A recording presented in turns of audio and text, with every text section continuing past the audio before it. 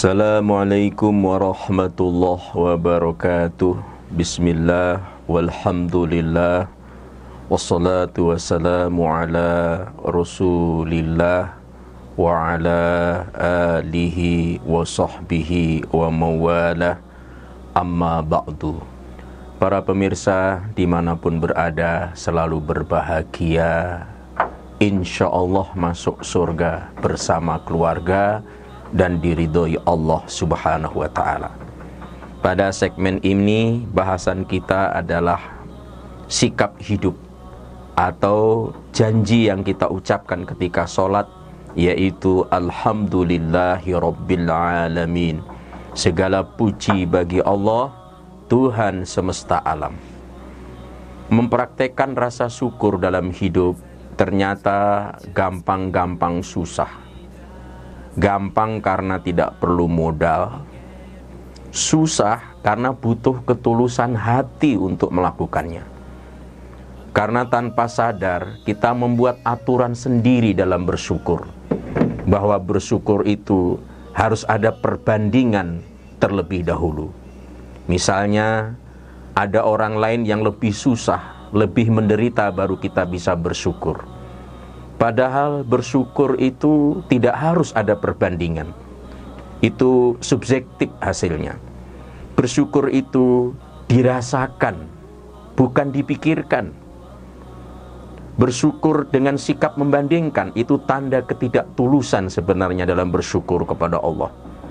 Terlalu banyak hal yang bisa kita syukuri dalam kehidupan ini. Allah Subhanahu wa ta'ala di dalam Quran menyampaikan, wa in ta'uddu ni'matallahi la tuhsuha. Dan jika kamu menghitung-hitung nikmat Allah, niscaya kamu tidak dapat menghitung jumlahnya.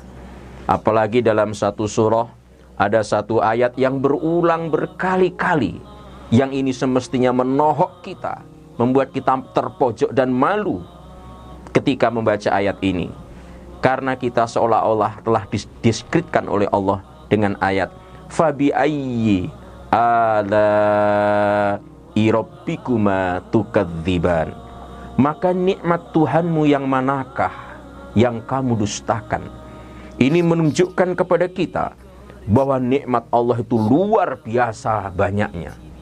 Ini menunjukkan kepada kita bahwa nikmat Allah itu lebih banyak yang tidak bisa kita hitung, tidak bisa kita lihat, tidak bisa kita rasakan. Itulah sehingga ketika kita sholat membaca suratul Fatihah, Alhamdulillahi Rabbil Alamin, itu harus komitmen, janji, sumpah kita bahwa kita akan selalu konsisten dalam bersyukur kepada Allah Subhanahu wa ta'ala. Sesulit apapun hidup, sebesar apapun persoalan.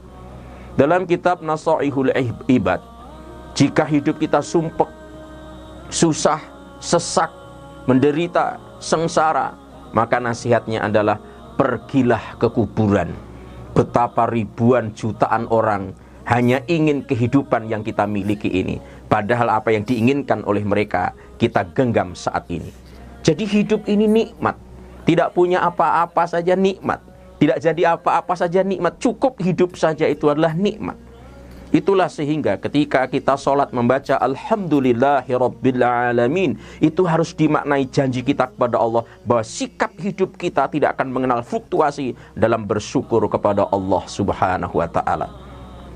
Persoalan besar yang kita hadapi tentu kalau dibandingkan dengan nikmatnya Allah, jauh lebih besar nikmatnya Allah. Ujian yang kita hadapi mungkin berat, tapi harus dipahami, jika seluruh nikmatnya Allah ditimbang, jauh lebih berat daripada nikmatnya Allah, daripada ujian berat kita. Ada orang sakit, boleh tidak bersyukur. Ada orang miskin, boleh tidak bersyukur. Ada orang gagal, boleh tidak bersyukur. Bersyukur itu tidak harus mensyaratkan kaya, tidak harus mensyaratkan sehat, tidak harus mensyaratkan berhasil. Bersyukur itu bagi seorang mukmin adalah menyatu dalam dirinya, karena dia adalah sikap hidup.